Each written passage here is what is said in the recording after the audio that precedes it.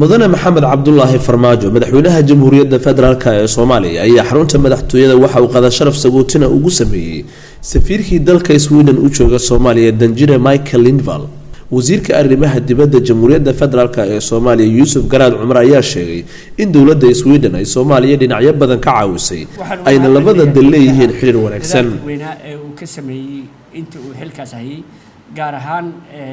mashaariicda uu ka qayb qaatay oo dalka Sweden uu ka qayb qaatay oo ay ka mid tahay dhismaha wasaaradda caafimaadka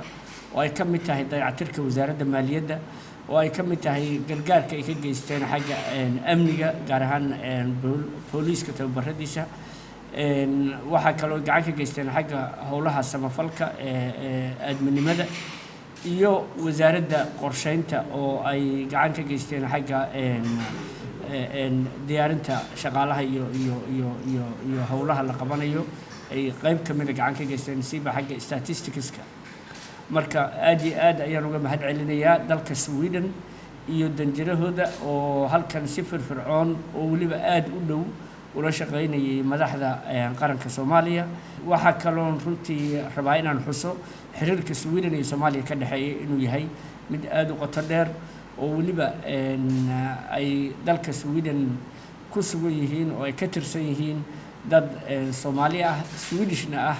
oo ka qayb qaata horumarka dalkaas dhawaana aan ka samaysanay safaarad oo halka hadda safaarad laga furay magaalada Stockholm. Danjire Michael Lindvall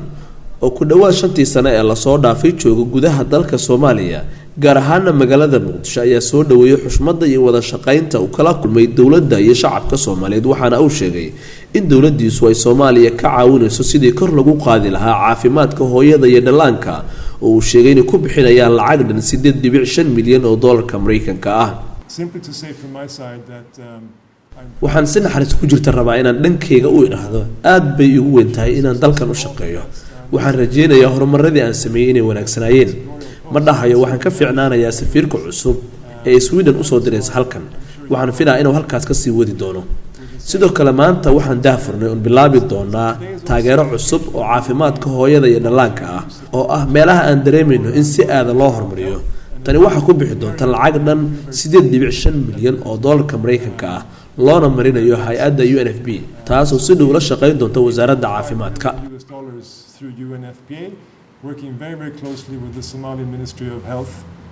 madaxweynaha jamhuuriyadda federaalka ee Soomaaliya mudane maxamed cabdullaahi farmaajo ayaa Danjire Michael guddoonsiiyay hadiyad agabka hidaha iyo dhaqanka lagu yaqaan Soomaaliya dawladda Soomaaliya ayaa wada dadaal ay ku xoojinayso wada shaqeynta beesha caalamka gaar ahaan dalalka daneeya arrimaha Soomaaliya Ali Baashi Cabdullaahi Cabdi warbaahinta qaranka madaxtooyada Soomaaliya.